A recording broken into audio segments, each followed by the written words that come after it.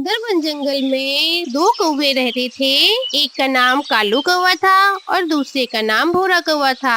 कालू कौवा अपनी पत्नी गौरी कौवी के साथ अलग घर बनाकर रहता था और भूरा कौवा अपनी माँ के साथ रहता था। उनकी माँ कई दिनों से बहुत बीमार चल रही थी। कालू कौवे और भूरे कौवे की माँ अपने छोटे बेटे भूरे से कहती है, भूरे बेटे, जाओ और अपने बड़े भाई को बुला कर ले आओ। मैं आप दोनों से कुछ कहना चाहती हूँ। माँ जी, मैं अभी जाता हूँ। और फिर भूरा कौवा अपने बड़े भाई कालू कौवे को बुलाने चला जाता है। बड़े भाई, माँ आपको बुला रही हैं। माँ को आपसे कुछ बात करनी है। फिर गौरी कौवे कहती है कि हाँ हाँ जरूर, सासू माँ की दवा खत्म हो गई होगी, क्योंकि तुमसे तो अपनी माँ की दवा लाई नहीं जा सकती जो तुम अपनी माँ की दवा लाकर उन्हें दे दो। ऐसा नहीं है, मैंने तो माँ को कल ही दवा लाकर दे दी थी और खिला भी दी थी। माँ को कोई और बात करनी होगी तुमसे। गौरी, मैं जाकर माँ को देखता हूँ। अच्छा तुम रुको अभी। भूरे देवर जी तुम चलो, मैं अभी कालू को तुम्हारे पीछे पीछे ही भेजती हूँ। फिर भूरा कौवा वहाँ से चला जाता है। गौरी अपने कालू कौवे से कहती है, कालू जी मुझे शक है कि तुम्हारी माँ तुम दोनों भाइयों के बीच में आज बंटवारा कर देंगी तुम्हारी जायदाद का। पर एक बात याद रखना, हाँ, कि जो वो नदी के पास वाला खेत है वो हमारे ही हिस्से में आना चाहिए। हम ही लेंगे उस खेत को, ठीक है ना? अरे हाँ हाँ ठीक है, अब मुझे जाने भी तो दो माँ के पास। फिर कालू कौवा वहाँ से अपनी माँ के घर पहुँच जाता है।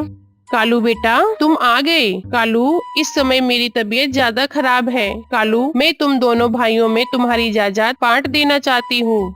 माँ जी, अच्छे से काम में देरी क्यों, जल्दी करे ना। और आप जल्दी से मुझे नदी के पास वाला खेत दे दो। नदी के पास वाला खेत मैं ही लूंगा। नहीं नहीं माँ जी, मुझे भी नदी के पास वाला ही खेत चाहिए, क्योंकि आपको याद नहीं है पिताजी ने क्या कहा था कि नदी के पास वाला खेत भूरे को ही देना। इसलिए माँ जी, नदी के पास वाला खेत तो मुझे ही चाहिए। बेटा, तुम दोनों लोग वह खेत आपस में आधा आधा बांट लो। यह घर भूरे का है कालू, और तुम जिस घर में अभी रह रहे हो वो घर तुम्हारा ही है।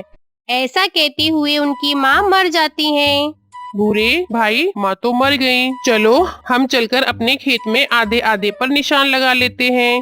फिर कालू कौवा और भूरा कौवा अपने खेत में जाकर उसे बांटने लगते हैं। ऐसे ही कुछ दिन गुजर जाते हैं। भूरी कौवी अपने पति कालू कौवे से कहती है, कालू जी तुम जाकर अपने भूरे से पूछो कि वह अपने खेत में क्या लगाने वाला है। वह जो भी लगाएगा हम लोग भी वही फसल उगा लेंगे। भूरी, मैं भूरे से पूछा था कल, वह अपने खेत में प्याज की फसल उगाने वाला है। अरे वाह, तो कल फिर हम भी अपने खेत में ही प्याज की ही फसल उगाएंगे। फिर दूसरे दिन गोरी कौवे और कालू कौवा अपने खेत में प्याज की फसल उगाने के लिए काम करना शुरू कर देते हैं। फिर इस तरह से कालू कौवा और भूरा कौवा अपने खेत में मेहनत से काम करते रहते हैं।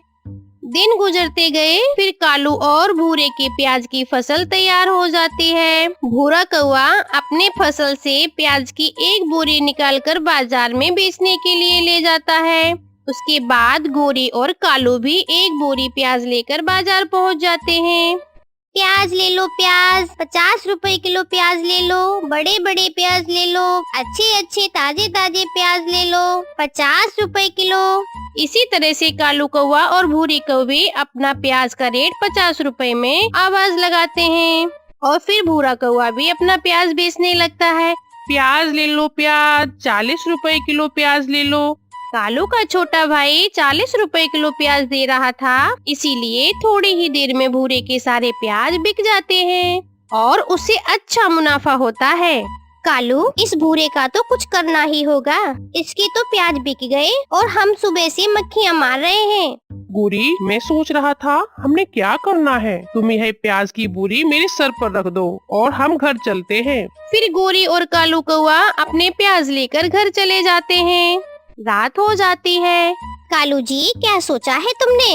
गोरी, हम ऐसा करते हैं कि छोटे भाई भूरे के प्याज और अपने खेत के सारे प्याज ही रात में निकाल लेते हैं और सुबह सुबह होते ही हम लोग बहुत अच्छा सा नाटक करेंगे, जैसे कि प्याज कोई ले गया हो चोरी करके। ऐसा ही सोचा है मैंने। कालू जी, हाँ हाँ, जब प्याज महंगे होंगे तब हम दुगनी कीमत में सारा प्याज बेच देंगे और फिर हमें अच्छा खासा मुनाफा होगा।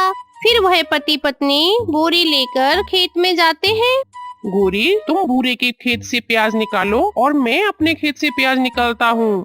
जल्दी करना कालू जी, कहीं भूरा हमें देख ना ले। फिर वह दोनों पति पत्नी ऐसा ही करते हैं। वह सारे प्याज निकाल कर अपने घर ले जाते हैं और फिर एक कमरे में जाकर छुपा कर रख देते हैं। सुबह हो जाती है। अरे मैं तो लुट गया। मैं तो लुट गया। मेरे खेत से किसी ने प्याज निकाल लिए हैं। मेरी मेहनत की फसल कोई चोरी कर कर ले गया है। शोर सुनकर गोरी और कालू भी वहाँ आ जाते हैं। देवर जी हम भी लुट गए। कोई हमारे खेत से भी प्याज निकाल कर ले गया। बहुत बुरा हुआ, मेरा भी बहुत नुकसान हो गया। हम दोनों भाइयों को। गोरी जी और कालू जी अच्छे से नाटक करते हैं। कौवे का छोटा भाई फिर से मेहनत करता है और फिर से वह अपने खेत में मटर बो देता है। कुछ ही दिनों में भूरे के खेत से मटर के पौधे उगते हैं। कालू जी, एक बार जाकर देखो कि मार्केट में प्याज के दाम क्या चल रहे हैं। अगर अच्छे दाम होंगे तो हम दोनों अपने प्याज बेच देंगे। कालू फिर उसके बाद मार्केट चला जाता है प्याज का रेट पता करने के लिए। वह तोते की दुकान पर जाता है और पूछता है कि तोते भाई, प्याज क्या रेट चल रहा है? मैं प्याज लेने आया हूँ और प्याज इस समय किस दाम में चल रहा है, बताओ जरा। अरे आजकल प्याज कहीं से भी नहीं मिल रहा है। प्याज तो दुगनी कीमत पर बिक रहा है। हाँ, पूरे 100 रुपए किलो में प्याज है। यह सुनकर कालू कौवा बहुत खुश हो जाता है, क्योंकि वह तो सिर्फ प्याज के भाव जानने आया था, ना कि खरीदने आया था। और फिर कालू कौवा बाजार से घर जाता। गोरी गोरी, मजा आ गया। प्याज का रेट 100 रुपए हो गया है, पूरा दुगना। दुगनी कीमत पर बेचेंगे अब हम प्याज। अरे कालू जी, हमें तो लगता है कि थोड़ा और इंतजार कर लेते हैं हम लोग।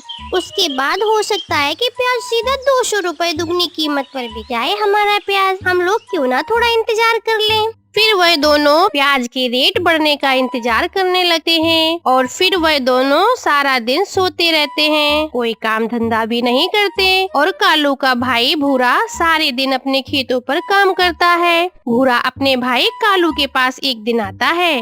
भाई, आपका खेत कब से खाली पड़ा है? आप अपने खेत में कोई काम क्यों नहीं करते? कोई फसल लगा दो, जिससे कि कुछ न कुछ तो फसल उगी जाएगी और हम लोगों के बुरे दिन भी खत्म हो जाएंगे। भूरे, मैं थोड़ा इंतजार कर रहा हूँ कि मैंने एक लॉटरी की टिकट खरीद रखी है। जिस दिन मेरी लॉटरी लग गई, मुझे सारी जिंदगी काम करने की जरूरत नहीं पड़ेगी। जैसी तुम्हारी मर्जी भाई।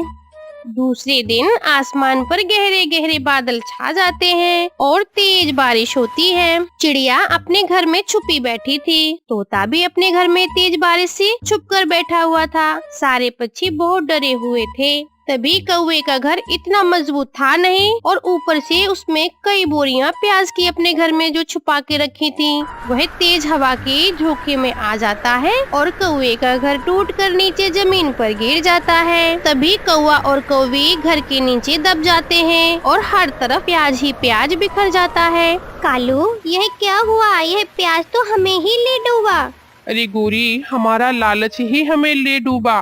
बारिश रुक जाती है। फिर सभी पक्षी आकर वहाँ इकट्ठे हो जाते हैं और फिर कौवा और कौवी को घर से बाहर निकालते हैं। इस बात को सुनकर कौवे का छोटा भाई भूरा भी वहाँ आ जाता है और फिर वो देखता है कि चारों तरफ प्याज ही प्याज बिखरा पड़ा है।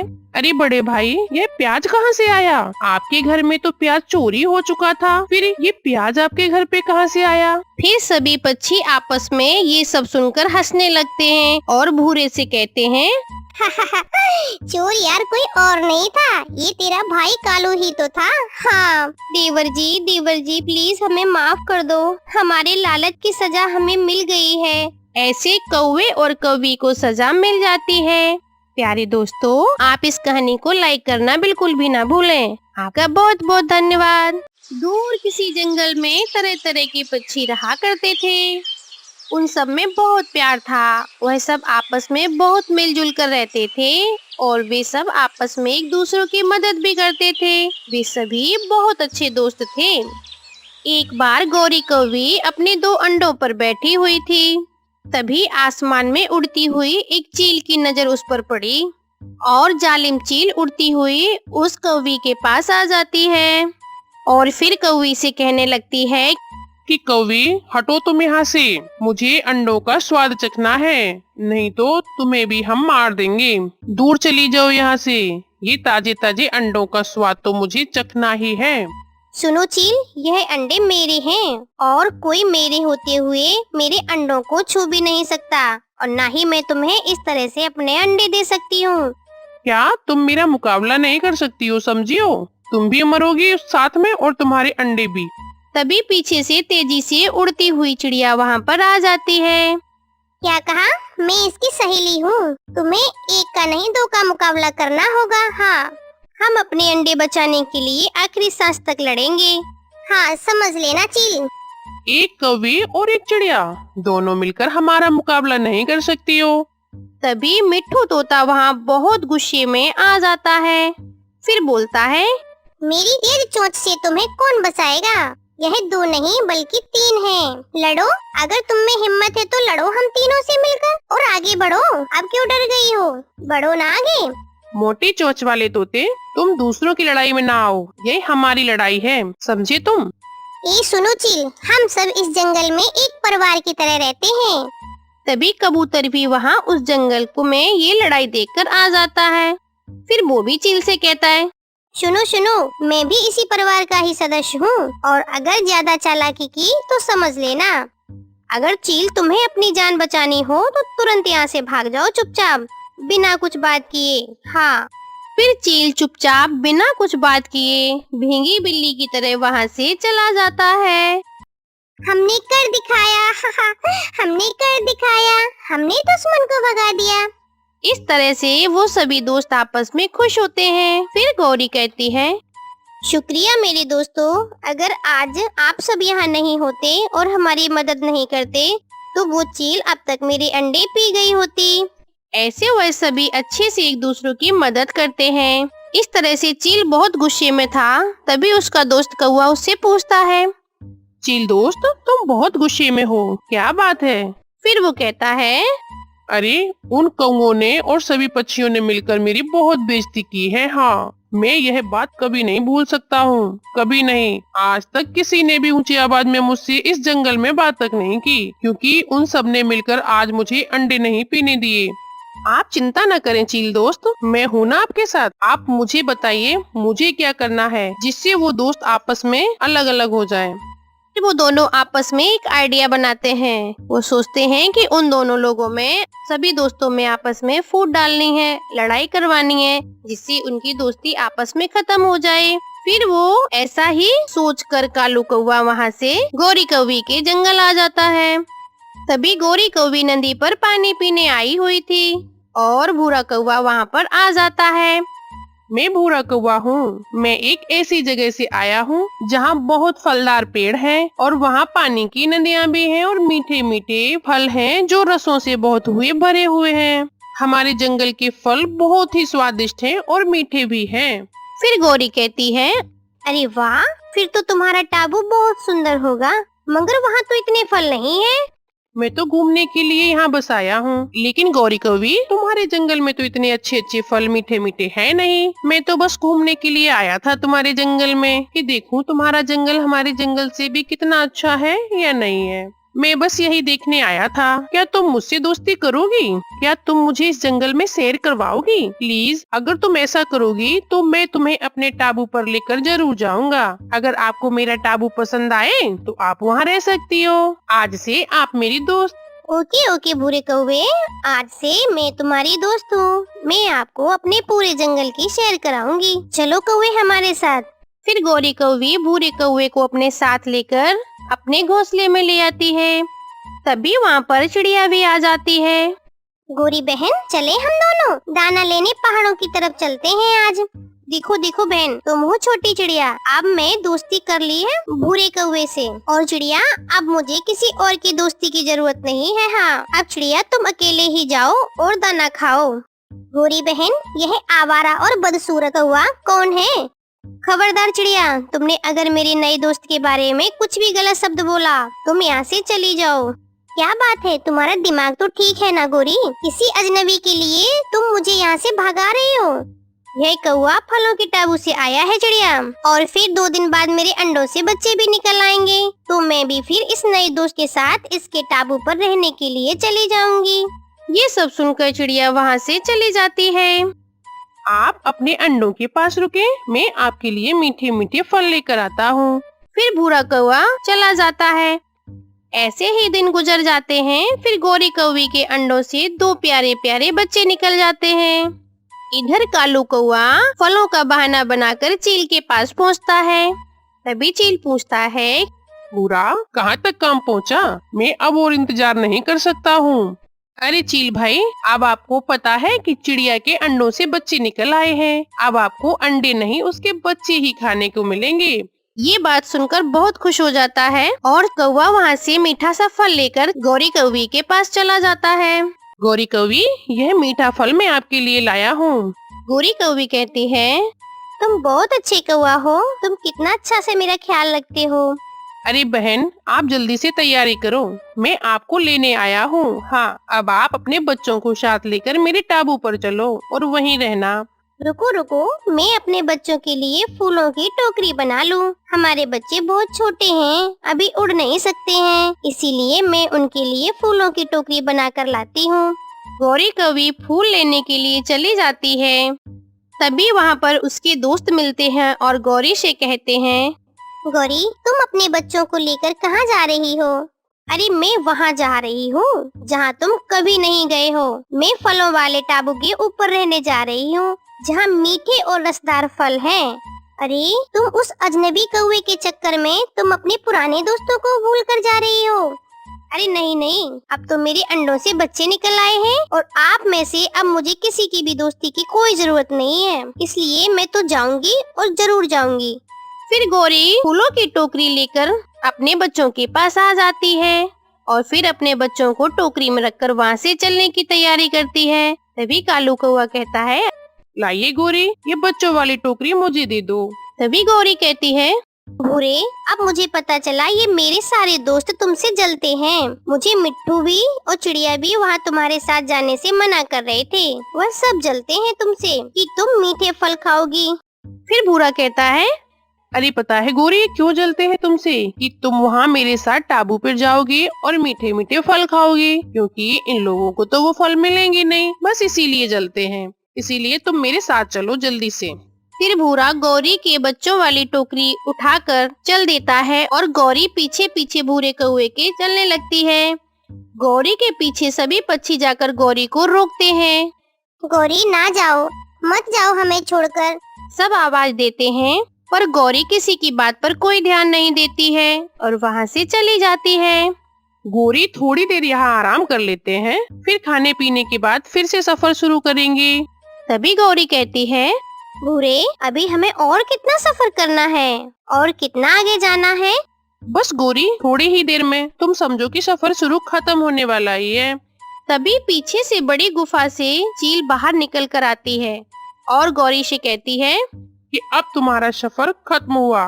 अरे तुम फिर हमारे बच्चों को आ गई हो परेशान करने के लिए। वो अपने दोस्त भूरे से कहती है, भूरे, तुम हमारे बच्चों को बचाओ, हमारे बच्चों को बचाने में हमारी मदद करो। ये दुष्ट चील फिर से आ गई है और तुम मेरे नए दोस्त हो, इसलिए तुम मेरे बच्चों को इस चील से बचाओ। तभी भूरा कौवा बड़ी जोर से हंसता है और कहता है, पागल कौवी, कौन दोस्त? ये सब तो हमारा प्लान था तुमसे बदला लेने का।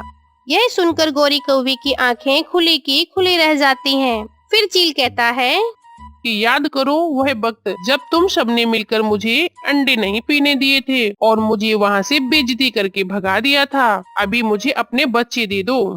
चील आगे बढ़ती है और भूरा कौवा गौरी को पकड़ लेता है। फिर गौरी कौवी की आंखों के सामने ही उसके बच्चों को मार देती है चील और खा जाती है। भूरे, अब इसे छोड़ दो ताकि यह वापस जाकर अपने दोस्तों को बता सके कि मुझसे दुश्मनी की सजा बहुत बड़ी पड़ी है उनको। जो भी पक्षी मुझसे दुश्मनी लेगा उसको तो ये सजा भुगतनी ही पड़ेगी। अंडे के बदले बच्चे खाती हूँ मैं फिर। हाँ। माँ गौरी तो ऐसे हो गई थी जैसे कोई पत्थर की मूर्ति हो जाती है। वह चुपचाप रोती हुई वापस अपने जंगल चली आती है। वहाँ आकर वो देखती है कि उसका घोंसला भी उजड़ा हुआ था वह रोती है और बहुत पछताती है। अब तो वह समय लौट कर भी नहीं आएगा। ये सोचकर वह एक सूखे पेड़ पर बैठकर रोती रहती है, मगर उसे कोई चुप करवाने नहीं आता है, क्योंकि उसने अपने नए दोस्त बनाने के लिए अपने बचपन के दोस्त छोड़ दिए थे। वह अकेली रही। इसलिए प्यारे दोस्तों, हमें कभी भी किसी भी अजनबी पर विश्वास नहीं करना चाहिए। दोस्तों, अगर आपको ये कहानी पसंद आई हो तो प्लीज हमारे चैनल को सब्सक्राइब करें और लाइक करें। आपका बहुत बहुत धन्यवाद।